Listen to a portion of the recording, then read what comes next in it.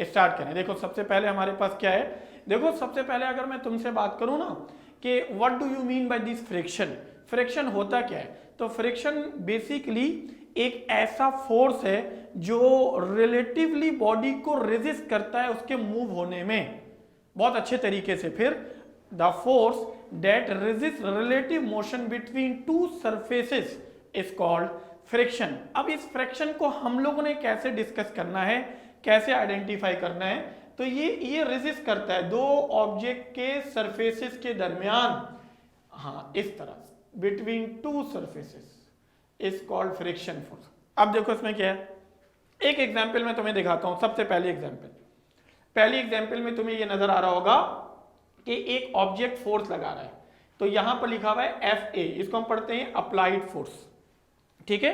अब ये जो अप्लाइड फोर्स है ये तुम्हारे राइट पर लग रहा है ऐसा, ठीक हो गया। अब फ्रिक्शन फोर्स देखोगे तो यहां पर तुम्हें लेफ्ट पर अप्लाई होता हुआ नजर आएगा।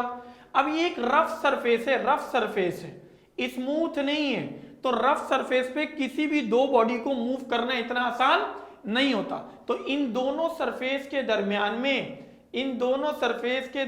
में एक फोर्स एक्ट करेगी जो इनके दरमियान मोशन को रोकने की कोशिश करेगी। इसी को क्या कहते हैं, फ्रिक्शन फोर्स। पहले बोलो यस और नो, ये बात समझ में आई एवरीवन? सारे बच्चे रिस्पॉन्स करोगे, आज बहुत मजा आने वाला इंशाल्लाह जी। ओके की रिपोर्ट हो गई, डन हो गया ना? अंशरा थैंक यू मेरा बेटा, आयजा ओके, आयशे, राजिम मेरा बेटा, फातिमा, माज भी आ गया, माज अस्सलाम वालेकुम, कैसे हो, खैरियत से हो? चलें एक पैरामीटर तो आ गया, सुनैना, चलें राहिमा मेरा बच्चा। तो हमने कहा ठीक है, दो सरफेस के दरमियान में एक फ्रिक्शन फोर्स आई जो कि इनकी हरकत को रोकने की कोशिश कर रही है। इसी के साथ साथ अगर इसी फ्रिक्शन को मैं यहां पर डिस्कस करूं, देखो इस पूरे वाले एनिमेशन में अगर देखोगे ना तो तुम्हें दो ब्लॉक्स की तरह नजर आ रहे हैं, एक ग्रीन और एक ब्लू। पहले बोलो यस और नो, पहले बोलो ये बात क्लियर है ना, एक ग्रीन और एक ब्लू। अब देखो तेजी से स्लिप होकर कौन आ रहा है, पहले मुझे बताओ, कलर बताओ, तेजी से स्लिप होकर कौन आया, बोलो यस और नो। स्लिप होकर तेजी से कौन आ रहा है मेरा बच्चा, ग्रीन या ब्लू? हाँ ग्रीन या ब्लू।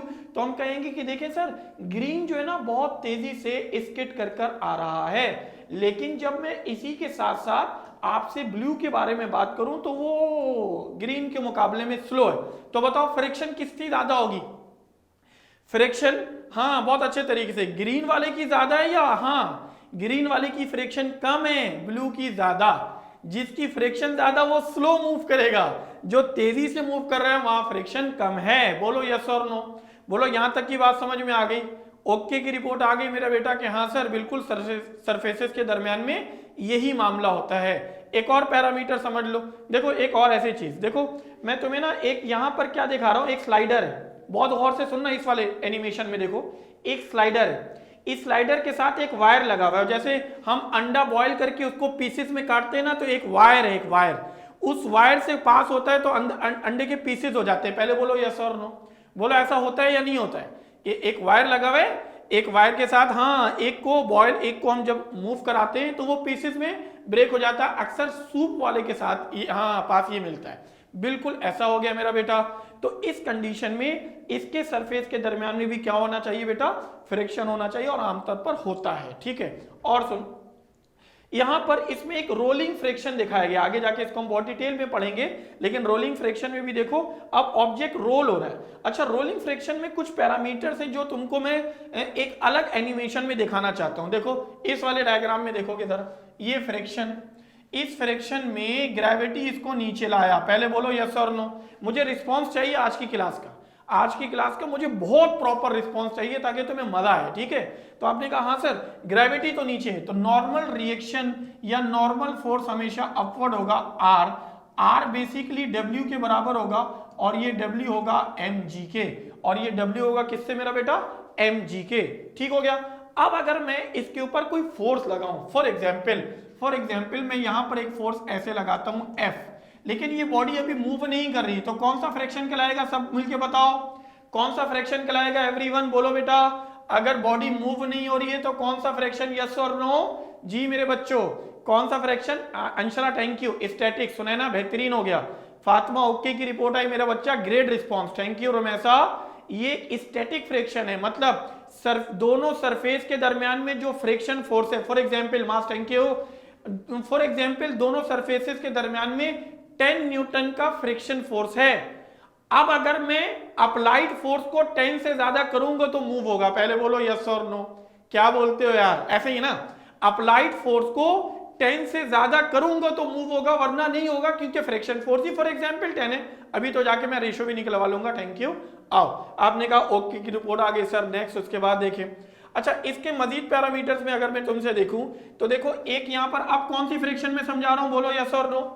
जी बेटा, अब फ्रिक्शन कौन सा आ गया मेरा बेटा, अब फ्रिक्शन आ गया स्लाइडिंग फ्रिक्शन। ओके, स्लाइड जैसे किसी सरफेस में ब्लॉक को मूव किया जा रहा है। अच्छा, जब किसी सरफेस से ब्लॉक को मूव किया जा रहा है तो यहां पर देखना, इसका सरफेस कांटेक्ट बहुत ज्यादा होगा। जब सरफेस कांटेक्ट बहुत ज्यादा होगा तो इसके दरमियान में फोर्स भी ज्यादा होगी, लेकिन क्योंकि अब ये मूव कर रहा है तो ये बात अब कंफर्म हो गई कि अप्लाइड फोर्स ज्यादा है, एफ ए, और ये फ्रिक्शन फोर्स है। मैं इसके लिए लिख सकता हूं F A is greater than F friction.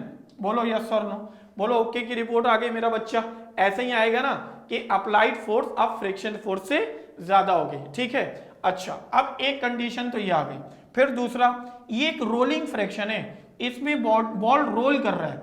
अच्छा, जब रोल कर रहा है ना तो देखो, मुझे एक बात ऐसे समझाओ, अगर मैं रोलिंग फ्रिक्शन को तुम्हें आइडेंटिफाई कराऊं तो स्लाइडिंग फ्रिक्शन और रोलिंग फ्रिक्शन में नोट करो तो रोलिंग फ्रिक्शन में सरफेस बहुत कम टच है, तो सरफेस एरिया इन कांटेक्ट किसका ज्यादा है, सरफेस एरिया इन कांटेक्ट किसका ज्यादा है, तो स्लाइडिंग फ्रिक्शन का इन कांटेक्ट ज्यादा है। हाँ Fatima, thank you, sliding friction का सरफेस एरिया ज्यादा है। अब स्लाइडिंग फ्रिक्शन क्योंकि ज्यादा हो गई तो देयरफॉर हम ये कह सकते हैं कि मेरे पास स्लाइडिंग फ्रिक्शन हमेशा ज्यादा होगी और रोलिंग फ्रिक्शन हमेशा कम हो जाएगी। पहले बोलो यहां तक की बात समझ में आई? जी एवरीवन, ओके की रिपोर्ट है बच्चों। अभी तो पहले स्लाइड है, अभी तो स्टार्ट हो रही है पार्टी। जी एवरीवन, ओके। सुनैना, फातिमा, जजाकल्ला, माज आर यू देयर मेरा बेटा, उमर, आशिर मेरा बेटा, Ajib are you there, Aiza, Alisha, Anshara, चलें, रुमैसा आर यू देयर, चलो डन करो चैट बॉक्स में, थैंक यू, चलें डन, ओके। तो एक पैरामीटर तो हम लोगों ने यहां से डिस्कस कर लिया जिसमें हम ये कह सकते हैं कि मेरे पास एक फंक्शनली तौर पर हम लोगों ने इसको अरेंज कर लिया with respect to friction. That से बात है, इन डिटेल आज हम लोगों ने बहुत सारी बातें करनी है, जैसे कि फ्रिक्शन पे फिर मैं बात करता हूँ। देखो गौर से सुनना, और इसको आगे जाके तुम्हारे बहुत काम आने वाला है। जैसे friction force as it is by definition अभी भी वही है कि the force that resist relative motion between two surface is called friction force या फ्रिक्शन। लेकिन अब अगर मैं आपसे इंडिविजुअल बात करूं तो फ्रिक्शन क्या है? Friction is a self adjusting force. Friction एक सेल्फ एडजस्टिंग फोर्स है। It all depend upon how much force are you applying ना, ठीक है। आ रहे हैं आशिर, अभी सारे वो इसमें टाइप में आएंगे ना, परेशान नहीं हो। अभी मैं तुम्हें सिर्फ नक्शा दिखाया हूं ना, मैं रोलिंग अलग पढ़ाऊंगा, काइनेटिक अलग पढ़ाऊंगा, और स्लाइडिंग अलग पढ़ाऊंगा, स्टैटिक अलग पढ़ाऊंगा, सारे फ्रिक्शन अभी आने वाले हैं, लेकिन वो टाइप में आएंगे। अभी मैं फ्रिक्शन खेल रहा हूं। बोलो यस और नो। आशिर बात समझ में आ गई? Thank you. अच्छी बात है कि तुम सवाल कर रहे हो, हाँ, और उतनी अच्छा मुझे लग रहा है कि मैं तुम्हें रिस्पॉन्स कर गया। थैंक यू माज, ओके फातिमा, जज़ाकल्लाह। आपने कहा ओके, लेकिन क्या हुआ? It can increase to a certain value known as the limiting friction या limiting force। एक limiting force की तरह इसको increase भी किया जा सकता है, लेकिन all depend upon the applied force। लेकिन उसकी condition भी क्या है वो भी सुन लो, याद रखना। It is always being proportional to normal force R। ठीक हो गया। और इनके दरमियान में गौर से सुनो, अब the ratio between limiting force and the normal reaction means R. Limiting force ये वाला तुम्हारा स्टैटिक फोर्स भी कहते हैं, और नॉर्मल रिएक्शन तुम्हें यहां लिखा हुआ नजर आ रहा है, बोलो यस और नो। तो नॉर्मल रिएक्शन नजर आ रहा है जिसको आमतौर पर हम कहते हैं R, is constant that is represented by the coefficient of friction. इसको आमतौर पर म्यू पढ़ते हैं, म्यू, ठीक है। क्या पढ़ते हैं मेरा बेटा? म्यू, एम, हाँ एम यू से पढ़ सकते हैं हम, ठीक है, म्यू, ओके। अब इसके लिए एक फॉर्मूला बन गया जिसमें हम कह सकते हैं F is equal to mu R. पहले अब हम म्यू को पढ़ेंगे, अभी हम टाइप से बात नहीं कर रहे, हम म्यू को पढ़ेंगे। सारे बच्चे बहुत गौर से अच्छे से सुनोगे। जो मेरे पास स्टैटिक फ्रिक्शन है या आमतौर पर लिमिटिंग फोर्स है, जिसको हम नॉर्मल रिएक्शन के साथ उसका रेशो निकालते हैं, बेसिकली इनके दरमियान में जो कांस्टेंट है वो क्या पढ़ते हैं बेटा, म्यू पढ़ते हैं। Mu, it is not new, it is mu, M for mu, okay ना। तो ये म्यू कहलाता है। अब इस म्यू को कैसे आइडेंटिफाई करते हैं पहले सुनो, देखो गौर से। अगेन एक अप्लाइड फोर्स है, एक फ्रिक्शन फोर्स है, अभी दोनों बराबर हैं, अभी ये दोनों बराबर हैं, ऑब्जेक्ट मूव नहीं कर रहा, तो फिलहाल तो ये स्टैटिक है। पहले बोलो यस और नो, पहले तो बोलो यस और नो, क्या ये स्टैटिक है? हाँ बिल्कुल होता है। माइक्रो इसको लिखते हैं, पढ़ते हैं 10 की पावर -6, वो भी सैंपल म्यू का ही है। बिल्कुल, थैंक यू, बिल्कुल ऐसे ही है, बिल्कुल। उमर क्या नहीं समझ में आया मेरा बच्चा, बताओ। उमर शहजादे जो समझ में आया पूछ लो, कोई टेंशन वाली बात नहीं, अच्छी बात है। अभी तुम पूछोगे ना पूरी क्लास के ऊपर अच्छी बात हो जाएगी, मैं सबको समझा दूंगा, कोई टेंशन वाली बात नहीं है। पूछे जरूर, सवाल आए जहन में जरूर पूछे, रेलेवेंट होगा मैं जवाब दूंगा, नहीं होगा मैं बता दूंगा आने वाला है या अभी इररेलेवेंट हो गया, ठीक है, डजंट मैटर। लेकिन आप बोले जरूर, जितना बोलोगे ना तुम्हारा डर निकलेगा, बात करना आसान हो जाएगा। फिर से मैं समझाता हूं, देखो उमर मेरा बच्चा पहले ऐसे समझो, ये ऑब्जेक्ट एक फोर्स लगाया है, ये अप्लाइड फोर्स है और इसका ये फ्रिक्शन फोर्स है। उमर मेरा जवाब दे देना, मैं क्या पूछता हूं, क्या ब्लॉक अभी मूव कर रहा है? पहले बोलो यस और नो, क्या ब्लॉक मूव कर रहा है? जी एवरीवन, क्या ब्लॉक मूव कर रहा है? जी शहजादे, नहीं। जब ब्लॉक मूव नहीं कर रहा है तो स्टैटिक हो गया ना Umar.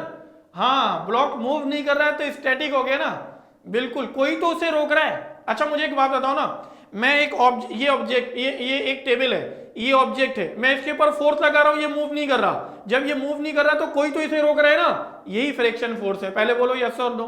Umar is it clear ना, इज इट क्लियर ना? क्या बात है उमर, ओके की रिपोर्ट आ गई। उमर मैं तुम्हारा वेट कर रहा हूं, गड़बड़ नहीं करनी। जब बच्चा सवाल करते हैं ना मैं रिस्पॉन्स करूंगा, फिर मुझे, हाँ बिल्कुल तुम्हारे भी रिस्पॉन्स चाहिए। जज़ाकल्लाह, जज़ाकल्लाह, परफेक्ट। तो एक कंडीशन ये आ गई। जब इस कंडीशन को मैं मजीद तुम्हारे लिए एक्सप्लेन करने गया तो अब मेरे पास कोफिशिएंट फ्रिक्शन है, ठीक हो गया। अब कोफिशिएंट ऑफ फ्रिक्शन क्या है? आदिब कुछ पूछ रहे हो? जी आदिब कुछ पूछ रहे हो? जी शहजादो, आदिब कुछ पूछ रहा है मेरा बेटा? चले, डन हो गया। अब सुनो, इस कंडीशन को मैं तुम्हें कोफिशिएंट ऑफ फ्रिक्शन में समझाता हूं, रिपीट करूंगा सारी चीजें रिपीट होने वाली हैं अभी फिर से। आदिब बोलो। तो एक कंडीशन तो तुम्हारे पास कोफिशिएंट ऑफ फ्रिक्शन को मैं तुम्हें समझाऊं।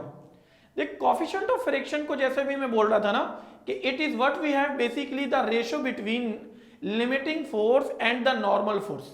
अच्छा, इसमें होता क्या है? इसमें होता कुछ यूं है कि अगर मैं आपसे बात कर लूं कि दिस इज म्यू, या इससे पहले वाले पेज में जितना मैं काम करा चुका हूं वहीं से स्टार्ट करते हैं ताकि आपके लिए आसानी हो जाए मेरे बच्चों। F is equal to mu R. पहले बोलो यस और नो। क्या यहीं तक हमने छोड़ा? सर आपने अभी जो समझाया वो समझ नहीं आया, रिपीट हो रहा है। आदिब बेटा वही रिपीट हो रहा है, आ जाओ, मैं आ रहा हूं, बिल्कुल आ रहा हूं, वही रिपीट कर रहा हूं।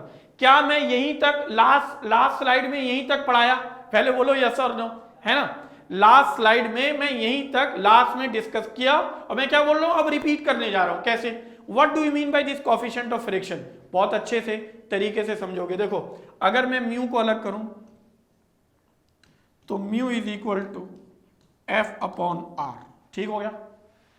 अच्छा, ये जो mu is equal to F upon R है, तो यहां पर देख लो, देखो ये वेट है, always downward, normal reaction always upward, R is equal to W is equal to mg। पहले बोलो यस और नो, क्योंकि बॉडी वर्टिकल तो मूव ही नहीं कर रहा, बिल्कुल बॉडी वर्टिकल तो मूव ही नहीं कर रहा। उमर आपका जवाब दे रहा हूं, एक मिनट अभी जवाब दे रहा हूं, कोई टेंशन वाली बात नहीं है।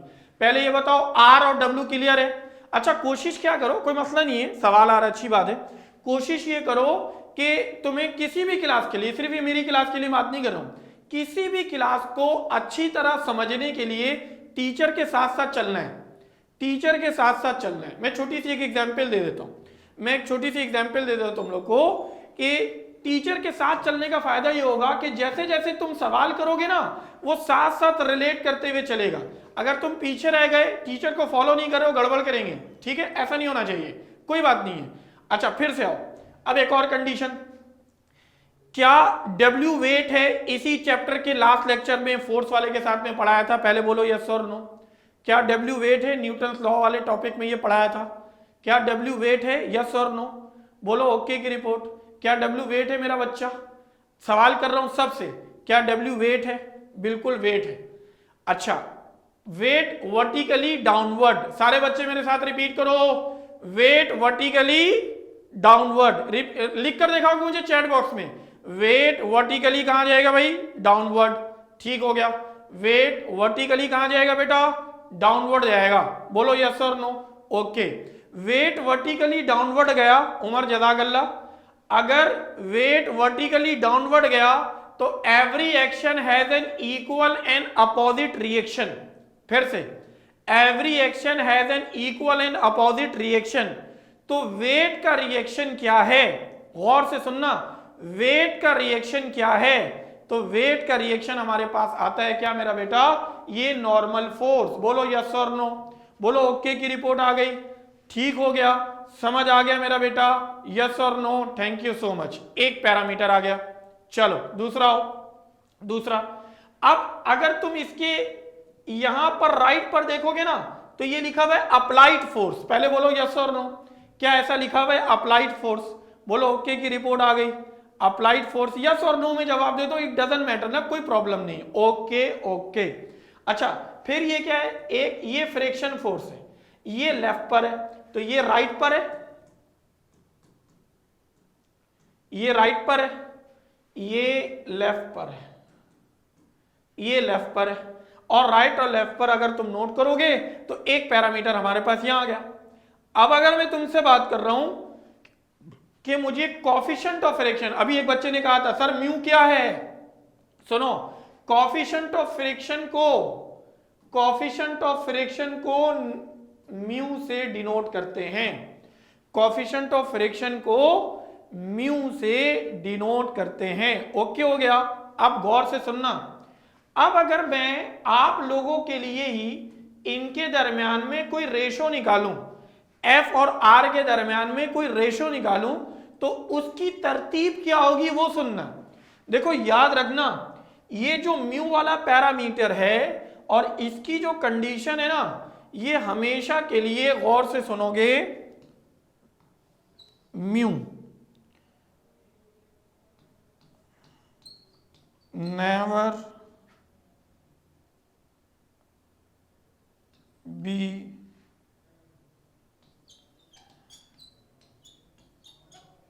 Greater than 1। न्यू की वैल्यू कभी भी, न्यू की वैल्यू कभी भी 1 से ज्यादा नहीं हो सकती। सर कैसे? आओ इधर आओ, तुम्हारे बुक में ही मेंशन है, पेज नंबर 75 से स्टार्ट करोगे, देखोगे तुम्हारे बुक में मिलेगा ये पूरा chart. The value of coefficient of friction for different surfaces, बोलो मिला। टायर और रोड के दरमियान में 1, यस और नो एवरीवन।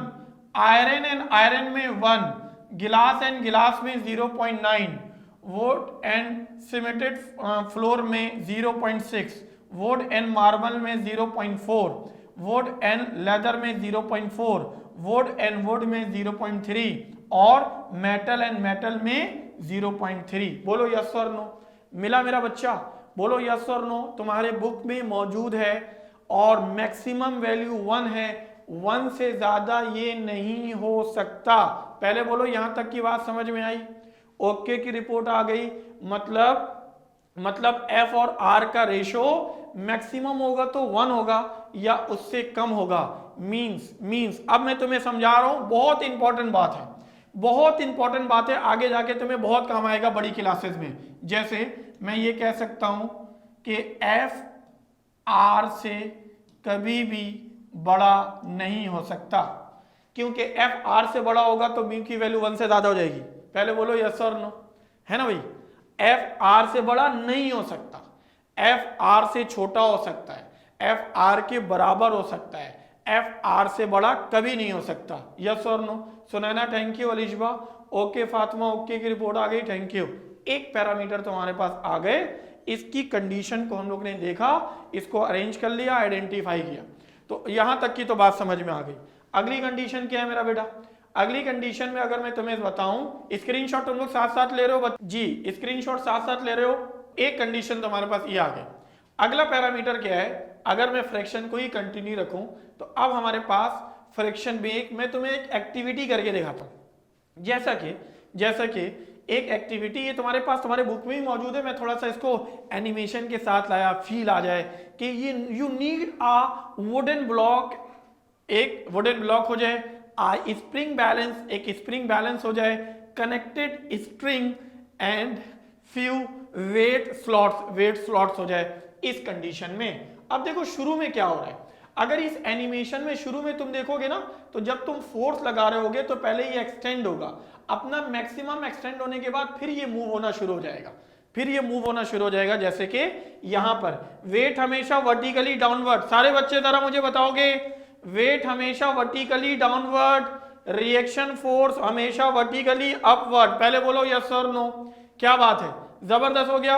अब गौर से सुनना, ये फ्रिक्शन फोर्स है लेफ्ट पर और राइट पर, 2 न्यूटन के फोर्स से तुमने इसके पुल किया, तो ये अभी ब्लॉक मूव नहीं कर रहा। देखो ब्लॉक इज नॉट